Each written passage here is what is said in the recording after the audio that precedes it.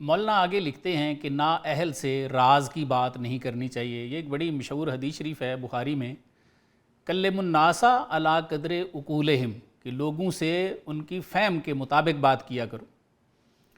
مولانا فرماتے ہیں کہ نبوت کو تو اعلان کا حکم ہے، لیکن اس کے برعکس ولایت کو چھپانے کا حکم ہے۔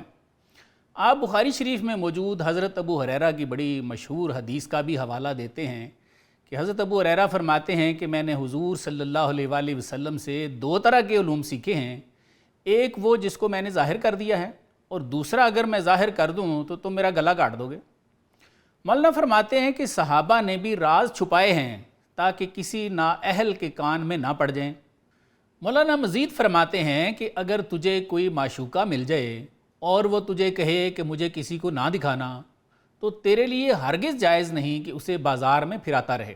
اگر ایسا کرو گے تو وہ تم سے خفا ہو جائے گی۔ ایک جگہ تو یہاں تک لکھتے ہیں کہ اللہ تعالیٰ نے نامحرموں پر راز حرام کر رکھے ہیں، تم راز کھولو گے تو بھگتو گے۔ پھر ایک واقعے کا ذکر بھی فرماتے ہیں کہ ایک دفعہ حضور صلی اللہ علیہ وآلہ وسلم صحابہ سے کچھ معارف بیان فرما رہے تھے کہ منافقوں کی ایک جماعت آ گئی۔ حضور صلی اللہ علیہ وآلہ وسلم نے ممبر پر چڑھ کر فرمایا کہ بھائی اپنے اپنے برتن ڈھانپ لو، اور سلسلہ کلام منقطع فرما دیا۔ جب وہ جماعت چلی گئی تو صحابہ نے پوچھا حضور آپ کے اس کلام کا کیا مطلب تھا کہ اپنے برتن ڈھانپ لو؟ اس پر سرکار نے ارشاد فرمایا کہ اللہ تعالیٰ نے اغیار پر اپنے راز حرام کر رکھے ہیں، اس لیے ہم نے کہا تھا کہ اپنے دلوں کے برتن ڈھانپ لو۔ مولانا کے کچھ کلام میں آپ کی نظر کرتا ہوں، آپ فرماتے ہیں این سخن شیرس در پستان جہاں، فرماتے ہیں کہ بھئی معرفت کے اسرار جان کے پستان میں دودھ کی طرح ہیں، بے کشندہ خوش نمی گردت رواں، فرماتے ہیں جس طرح بچے کے بغیر ماں کو دودھ جاری نہیں ہوتا، فرماتے ہیں بالکل اسی طرح جب تک کوئی راہ حق کا متلاشی نہ ہو اللہ تعالیٰ کے معارف بھی جاری نہیں ہوتے۔ آگے لکھتے ہیں مسمہ چوں تشنا جوئندہ شد، فرماتے ہیں کہ سننے والا جب پیاسا ہو اور متلاشی حق ہو وائز اور مردہ بود گوئندہ شد، فرماتے ہیں پھر وائز اگر مردہ بھی ہو تو بولنا شروع کر دیتا ہے۔ مستمع چو تازہ آیت بے ملال، آگے فرماتے ہیں کہ سننے والا جب تازہ دم ہو اور بے تکان ہو صد زبان گردد بگفتن گنگو لال، تو فرماتے ہیں کہ سینکڑوں گونگی اور بے حس زبانیں بھی بولنا شروع کر دیتی۔ مزید کا فرماتے ہیں چونکہ نامحرم دار آید از درم، فرماتے ہیں جب کوئی نامحرم دروازے سے آتا ہے پردہ در پنہا شوند اہل حرم، تو فرماتے ہیں تو مستورات پردے میں چھپ جاتی ہیں۔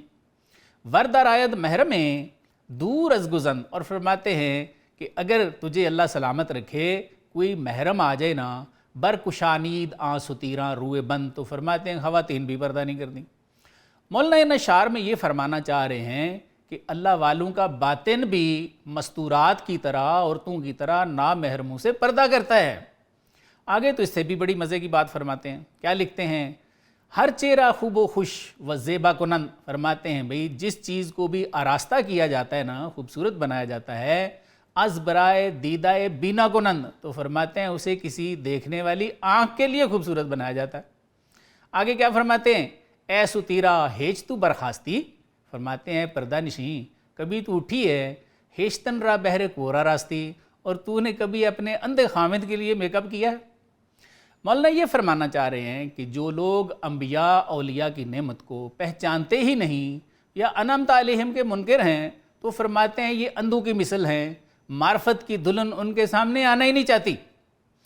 دوسری مثال پھر دیتے ہیں، کیا فرماتے ہیں کہ بود آواز چنگ از زیر و بم، فرماتے ہیں بھائی زیر و بم کی آواز جو سارنگی سے نکلتی ہے،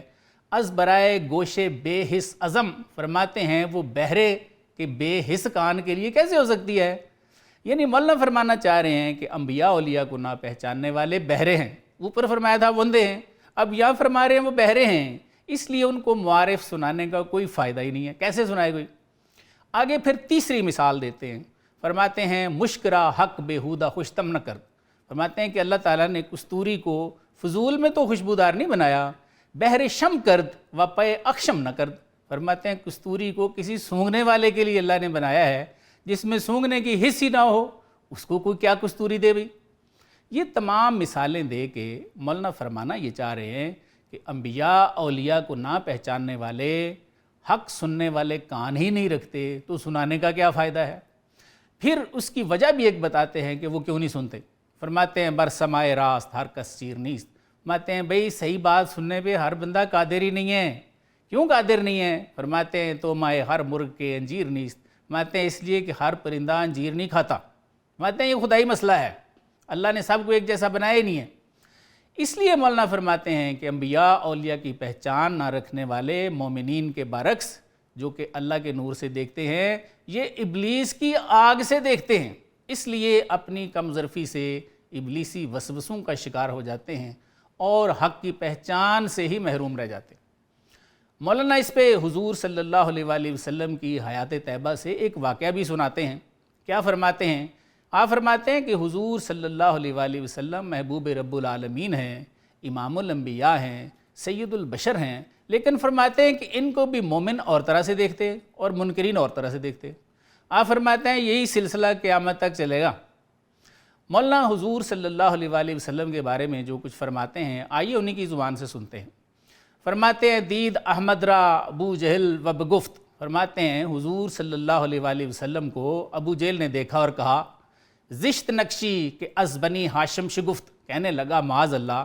آپ وہ بدصورت ہیں، استغفر اللہ، کہ آپ جیسا بدصورت بنی ہاشم میں پیدا ہی نہیں ہوا۔ مولانا لکھتے ہیں گفت احمد مرورہ کے راستی،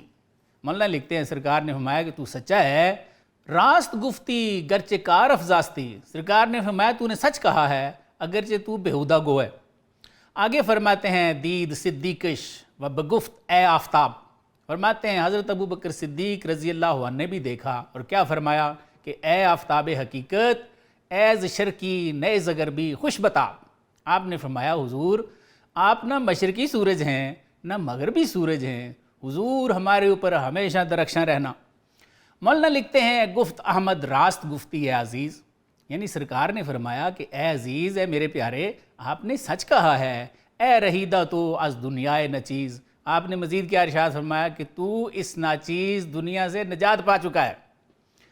حاضرہ گفتن کہ اے صدر الورا، یعنی جو لوگ حاضر تھے انہوں نے کہا حضور اے پوری مخلوق کے سردار، راست گفتی تو دو ضد گورا چرا، کہ حضور آپ نے دو متضاد باتیں کرنے والوں کو سچا فرما دیا ہے، یہ کیا بات ہے؟